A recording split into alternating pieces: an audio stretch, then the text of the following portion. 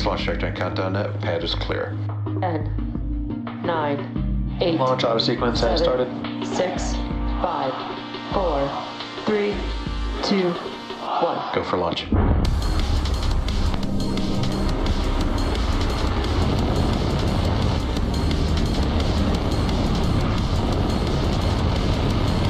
Vehicle is supersonic. Stage separation confirmed. Dragon, separation confirmed.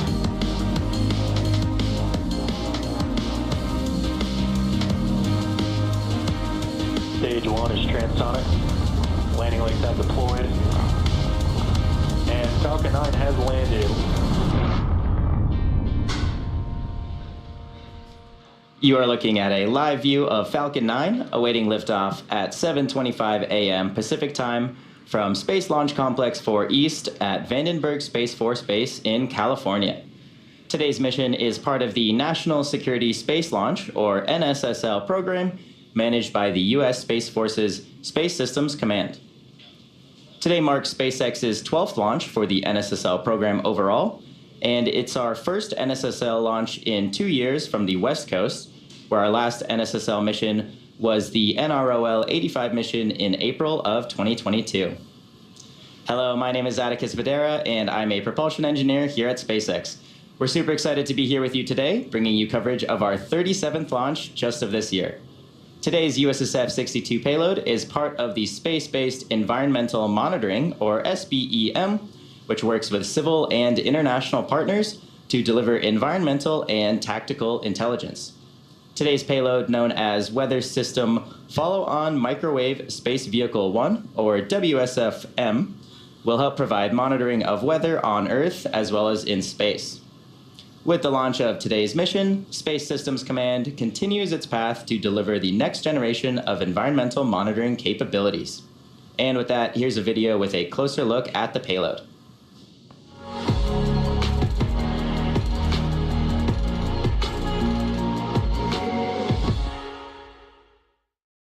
Weather impacts every military plan and every operation in every domain, including space. Mission success and individual safety rely on access to comprehensive and accurate environmental data. New microwave imaging developed for the U.S. Space Force by Space Systems Command's Space Sensing Directorate closes critical gaps in space and terrestrial weather intelligence, capturing real-time data on space weather in low Earth orbit, wind speeds over ocean surfaces, tropical cyclone intensity, sea ice characterization, snow depth, and even soil moisture, monitoring the most remote areas of the Earth, helping to protect lives around the globe. At T-minus 14 minutes, the payload is healthy, and all systems are go for an on-time liftoff this morning. Weather and the range are also green for today's T0. But for now, let's take a closer look at the rocket on your screen. Falcon 9 is a two-stage rocket and is the first and currently the only orbital-class rocket capable of reflight. The entire vehicle is just about 229 feet tall, which is about the height of a 23-story building. Since first taking flight in 2010, our Falcon 9 rocket has made 320 flights, and it's delivered all sorts of payloads to orbit. The first stage, which is the tallest portion of the vehicle, provides 1.7 million pounds of thrust thanks to its 9 Merlin 1D engines. Today is the third flight of the booster that you see there on the pad. Underneath Falcon 9, you can see 9 Merlin engines that power the Falcon 9's first stage, which you see there on your screen. Named after the Millennium Falcon from Star Wars, the number 9 refers to these 9 engines. The second stage has a slightly modified engine on it called the Merlin Vacuum, or MVAC engine, and this engine has a larger diameter nozzle, which allows the second stage to be better adapted to perform in the vacuum of space. The large structure with the pointed nose that's on the top of the second stage is the payload fairing, and it's composed of 2 halves made of carbon composite material, and those come together to protect the payload until we are in the vacuum of space. At just about 17 feet in diameter, the fairing protects satellites on their way to orbit, and these are jettisoned approximately 3 minutes into flight. Now here's a look at today's payload being encapsulated in the fairing as the payload was being prepared for launch. The fairing halves supporting today's mission are in fact flight proven, having last flown on USSF-62, and today both of these halves are flying for their second time. After separation from the second stage, both of the fairing halves will return to Earth, and they will be recovered by our recovery vessel Go Beyond. So for now, let's turn it over to John and check in on the status of the vehicle.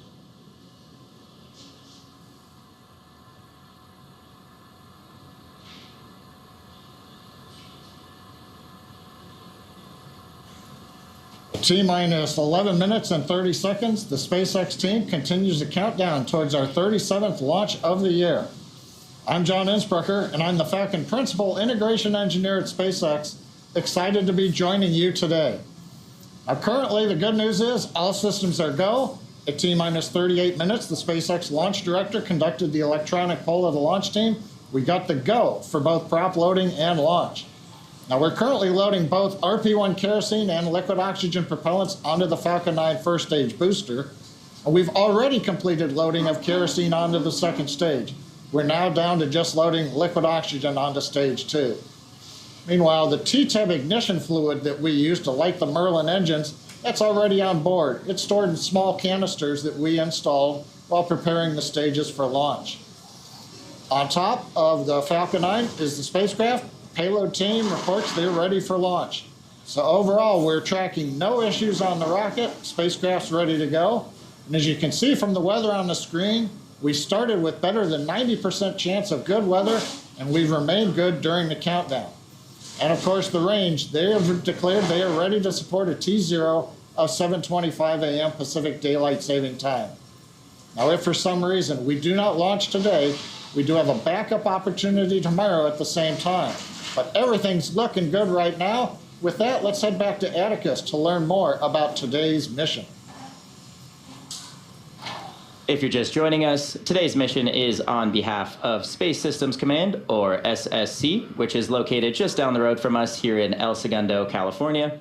Space Systems Command is the U.S. Space Force's field command, responsible for acquiring, developing, and delivering resilient capabilities and groundbreaking technologies to protect our nation's strategic advantage in and from space. SSC manages a $15 billion space acquisition budget for the Department of Defense and works in partnership with joint forces, industry, government agencies, academic and allied organizations to accelerate innovation and outpace emerging threats. For more on SSC, let's check out a short video on their mission.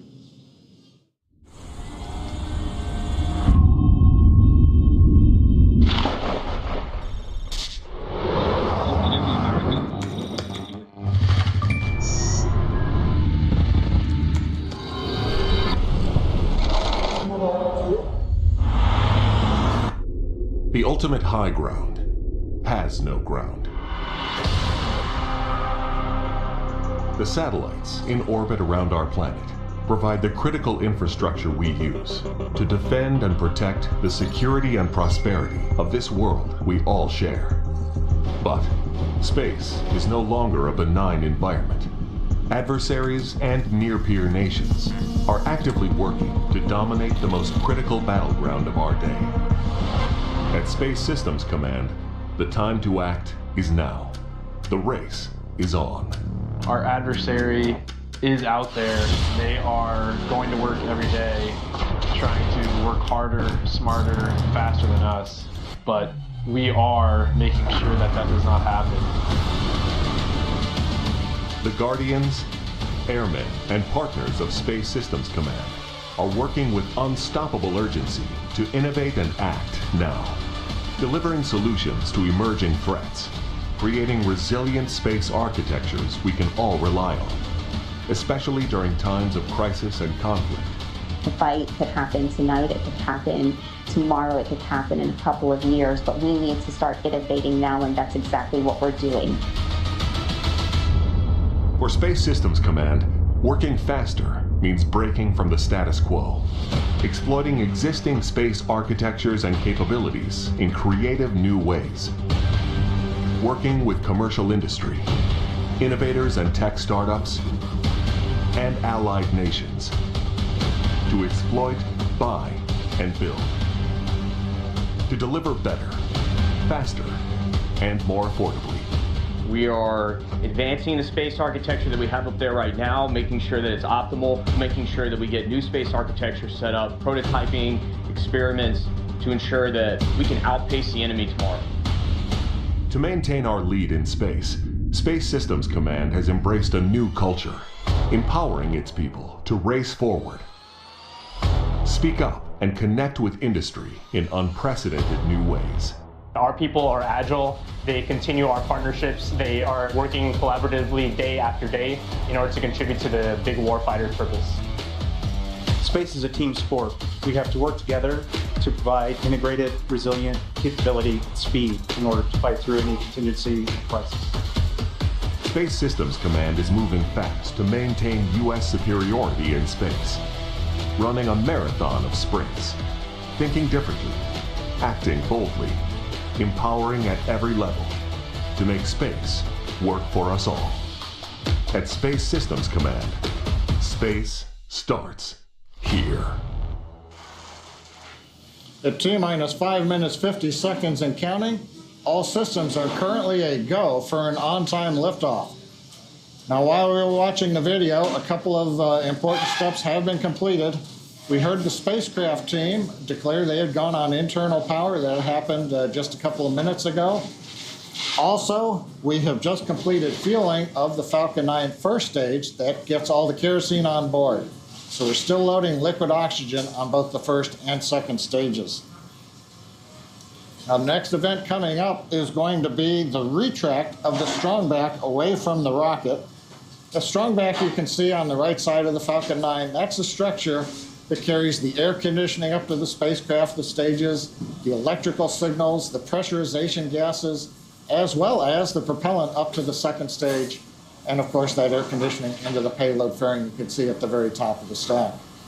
Now, in preparation for retraction, the clamp arms that you can see are on the very top of the second stage just below the payload fairing. They'll open up, they're hydraulically operated. Tanks are pressurizing for strongback retract. And you've heard that call out. We're pressurizing the tanks. We're putting a little bit of gas, kind of stiffens the tanks up, and that way the clamp arms open up with a nice rigid structure for the Falcon 9 underneath them. Now, once those arms are open, we then begin to recline the strongback away from the Falcon 9. That's a process. It'll take a moment. We've heard the call out. The process is now underway. And you can see the clamp arms around stage 2 are coming open.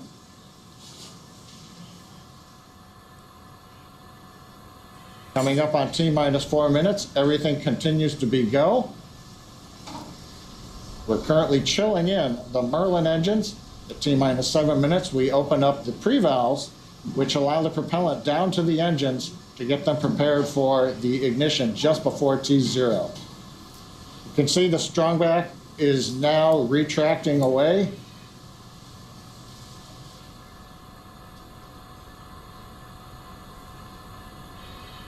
It's a slow process. We have hydraulic actuators at the base of the strongback that will pull it away. We do this slowly because you might be able to see we still have the lines that are carrying liquid oxygen to the second stage, as well as the electrical signals and the air conditioning up in the payload fairing. We need to make sure that all of those easily stretch out and all the mechanisms work so that we can get all the way back to the 77-degree position without tugging on any of the lines.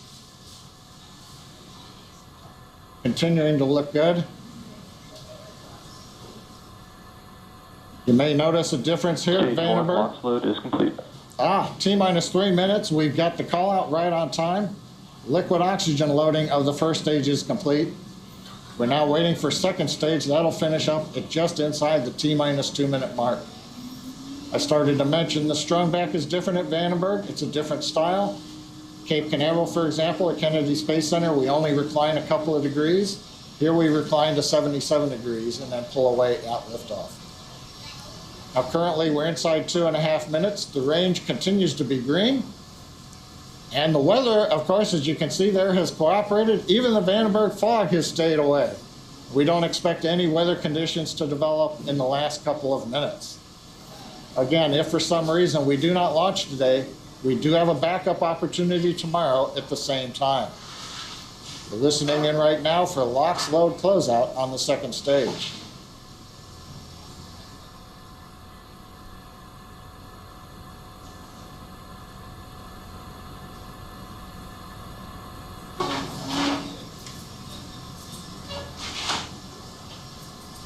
Stage 2 LOX load is complete.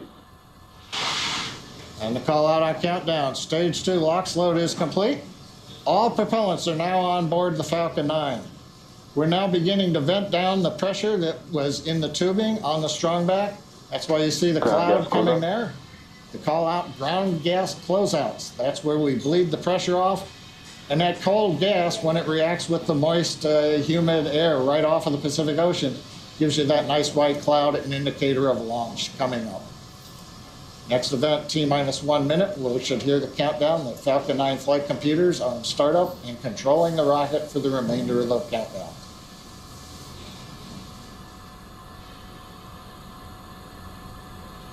Falcon 9 is in startup. Right on time. Falcon 9 flight computers on stage 1, stage 2 are running the rocket through the last minute of the count. We'll listen to the go call outs. LD is go for launch.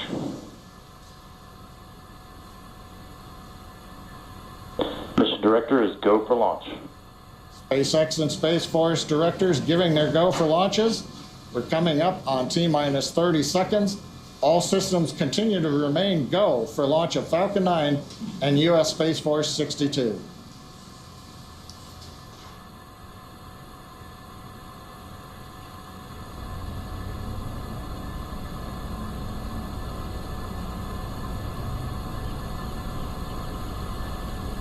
Minus 10, 9, 8, 7, 6, 5, 4, 3, 2, 1, ignition.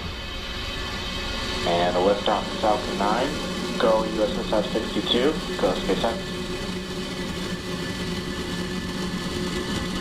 Equals pitching downrange.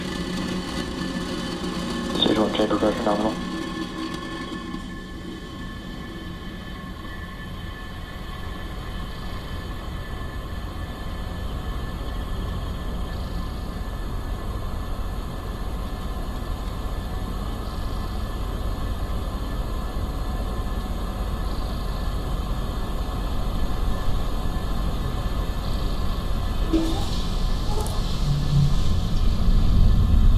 T plus 40 seconds into flight, Falcon 9 on its way with US Space Force 62. Good call outs there, power and telemetry nominal. Propulsion is nominal, we're into the throttle bucket. We're throttling down the 9 Merlin engines. We prepare for the period of maximum dynamic stress coming up in about 10 seconds. Supersonic. Faster than a speeding bullet, we've gone supersonic.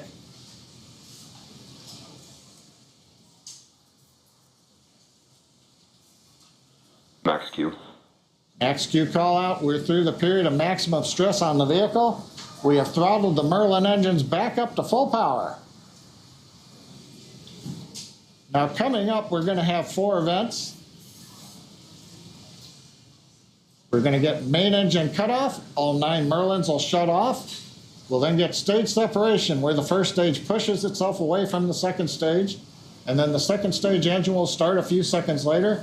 The Merlin vacuum engine on stage 2 will ignite, and that'll boost the payload into low Earth orbit. We will then have same time, the boost back burn start. Falcon 9's first stage is going to ignite 3 engines, orient itself, and start to head back to land on land, right back at Vandenberg next to where it lifted off.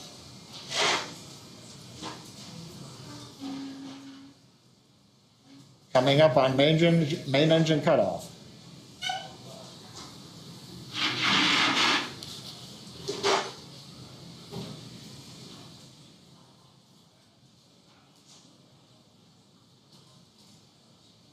Stage separation confirmed. And back ignition. Stage 1 boost back startup. You've seen it, the first stage heading away under the power of its 3 engines. The second stage vacuum engine is lit for second stage engine start 1. A nice view there of the Vandenberg coastline. Even a little bit of the white contrail visible from where we left Earth on Slick 4 East. Now the first stage boost back continuing. That'll go for another half a minute. We're coming up on fairing deployment next. Fairing separation confirmed. We've got call out that the fairing has successfully separated. You're looking right now at view. The first stage continues under the power of 3 Merlin engines. It'll continue to rise towards apogee before descending back down towards the landing zone at Vandenberg. Second stage, meanwhile, in the middle of its 6-minute burn on its way into the parking orbit. Stage 1 boost back shutdown. All right, we've had a successful boost back burn. We've shut down the 3 engines. The stage nitrogen thrusters now beginning to reorient the first stage, and the flight computer has commanded the large titanium grid fins to slowly begin deploying now that the boost back burn is over. So right now we've had a great launch. First stage has done its job so far. It's on the way back. Second stage is running at full power. We're getting great views from space, and we're getting ready now for first stage to come back to landing zone. Atticus, why don't you take us through the sequence of events we've got coming up? Thanks, John. You are watching a live webcast for USSF-62. We are delivering a payload that is part of Space-Based Environmental Monitoring, SBEM system, which works with civil and international partners to achieve their mission of delivering environmental and tactical intelligence to warfighters. Today, we will be attempting to recover the Falcon 9 back on land at Landing Zone 4, and in just a few minutes, the booster will execute an entry burn, and following that will be the landing burn. Both burns are meant to slow the booster down rapidly just before landing, and if we do have a successful landing today, that will mark the 279th landing of a Falcon 9 booster. And again, as I mentioned, in order to make its way back to land, Falcon 9 does have 2 more burns to execute. The next one coming up is the entry burn, where 3 of the Merlin engines will reignite, and this just helps to slow the stage down as it re-enters the upper parts of the Earth's atmosphere. And then the final burn for the first stage is the landing burn, and that's a single engine burn, which will bring the vehicle speed down very rapidly in order to softly touch down back on Earth. Falcon 9 is equipped with 4 hypersonic grid fins positioned near the top of the first stage. And during this portion of flight, stage 1 is using nothing but the grid fins for steering as it returns to Earth. And these grid fins orient the rocket during re-entry, and they help to guide the rocket during its descent. Now, currently we are seeing a view of the second stage, but occasionally you will see on the first stage nitrogen gas bursts for attitude control, which you can see there now on the left side of your screen. And these are basically used to position the vehicle as it heads back towards land. Stage 1 entry burn startup. And there's confirmation. We have just lit 3 of the Merlin 1D engines on the first stage. You can see now we are rapidly slowing the vehicle down as it enters the Earth's atmosphere. And this burn should last just around 20 seconds. Stage 1 entry burn shutdown. And there we go. There's confirmation of shutdown of the entry burn on the first stage. The Falcon 9 first stage is also equipped with 4 landing legs, and those are made out of state-of-the-art carbon fiber with an aluminum honeycomb. And they are placed symmetrically around the base of the rocket, and they will deploy just Stage prior. 1 FTS has saved. Those legs will deploy just prior to landing. Speaking of landing, we are just about 60 seconds away from that. We are traveling over 2,000 kilometers per hour. This really puts into perspective the deceleration. In the span of just less than a minute, we will have reduced from twice the speed of a jet all the way down to 0. Transonic. You just heard that call out. Stage 1 is now traveling slower than the speed of sound as it heads towards land. We can see the California coast just below there on the left side of your screen, heading back towards landing zone 4. Stage 1 landing burn. There you go. Wow, great tracking shot of that landing burn. You can see that center E9 engine has now lit. We are slowing the vehicle down very rapidly. Should be seeing those landing legs deploy any second now.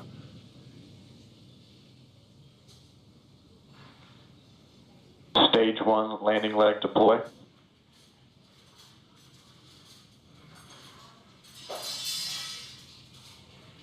Stage 1 landing confirmed.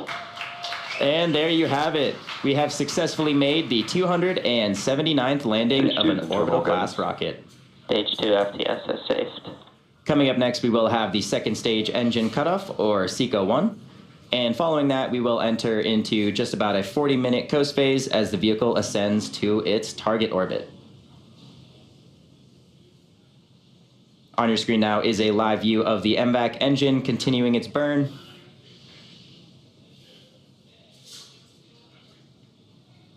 MVAC shutdown. And there we go, just had confirmation of MVAC shutdown. So with that, we are going to head into the coast phase. So we'll be back with you at just about the T plus 48 minute mark. Nominal orbit insertion.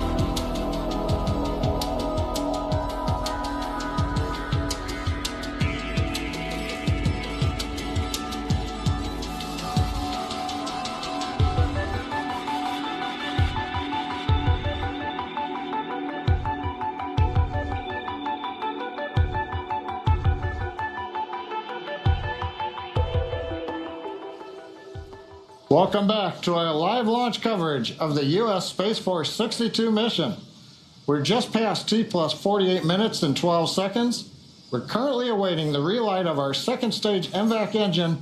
That's coming up in just about 90 seconds from now. Now this burn, called SES2, or Second Stage Engine Start 2, will last for just over 6 seconds. Now while we're waiting to come into coverage range of our African Indian Ocean ground stations, let's recap what we've had so far today. And it's been a successful mission so far. Falcon 9 successfully lifted off from Slick 4 East at 7:25 a.m., carrying the WSF microwave payload. Stage separation occurred just before 2.5 minutes into flight, right on time. That was followed by a successful landing of Falcon 9's first stage at landing zone 4, or what we call a land-on-land landing. At about T plus 8 minutes, we had successful second stage engine cutoff, and that was SECA 1. We had the go to orbit call out just as we were going off of the air for the coast period, and now we're coming up in just about half a minute on second stage engine start number 2, and then we'll wait to hear the GNC engineer confirm the orbit. On the bottom right, take a look at the meters that we've got. You can see when we left, we were at perigee. We've now gone halfway around the Earth. We're at apogee. We're going to light the engine, and you'll see the velocity increase to circularize the orbit.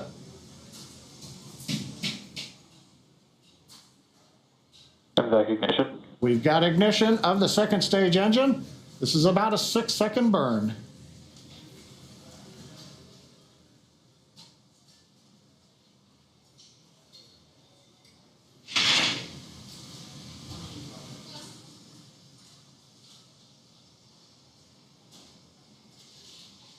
Nominal orbit.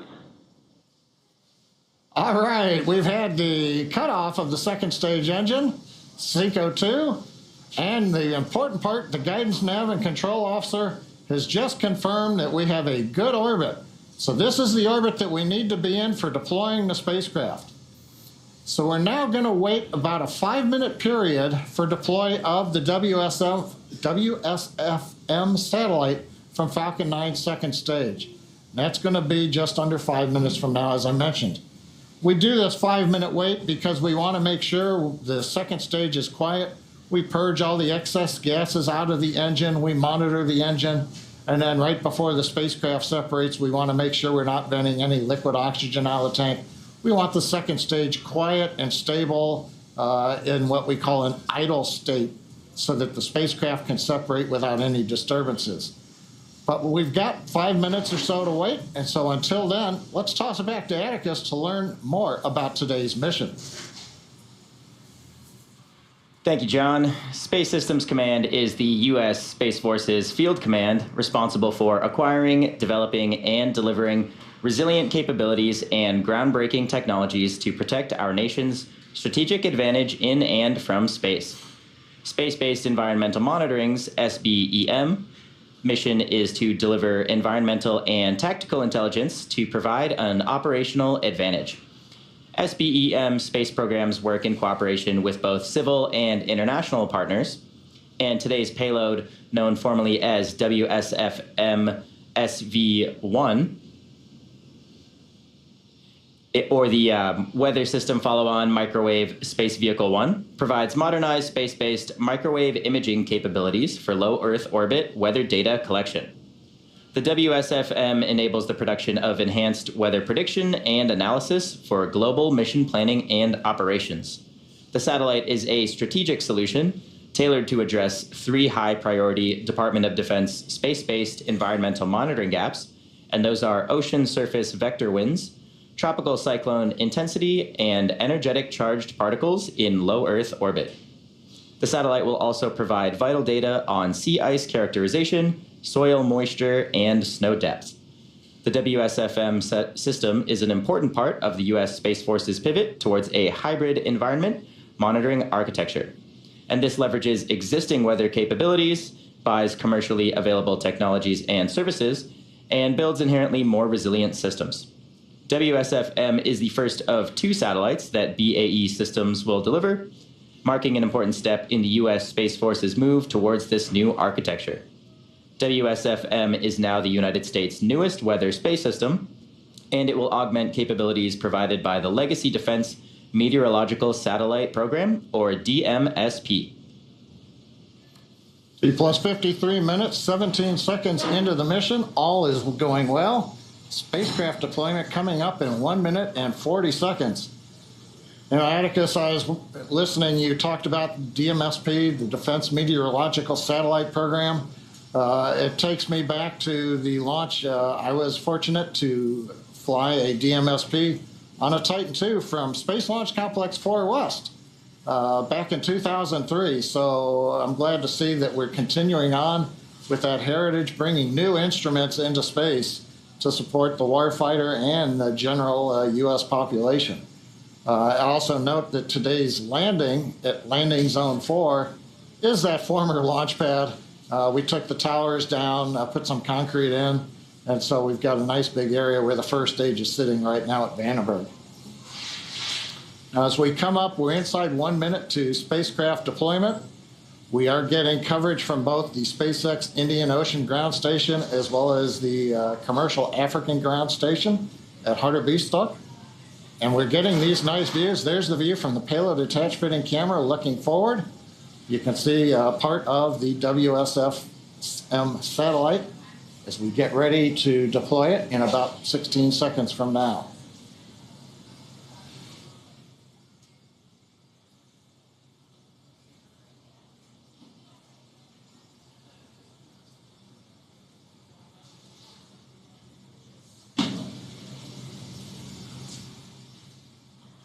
Payload deploy confirmed. All right. Look at it go. Right on time, right into the orbit we needed to get it to. And so WSF-M on its way to begin gathering that data, turn into a useful product for the warfighter. Nice views looking at second stage camera. So Atticus, it's been a great day so far. Yeah, in fact, all we've got left is the sign-off. So why don't you take it away from there? Thank you, John. It is great to see that payload heading off into space. And we'd like to say thank you to the United States Space Force and Space Systems Command for entrusting us with today's mission. April is another very exciting month of launches here at SpaceX. So if you're interested in more launch coverage, be sure to check out spacex.com/launches. And of course, as always, thank you for joining us this morning, and we hope to see you again soon.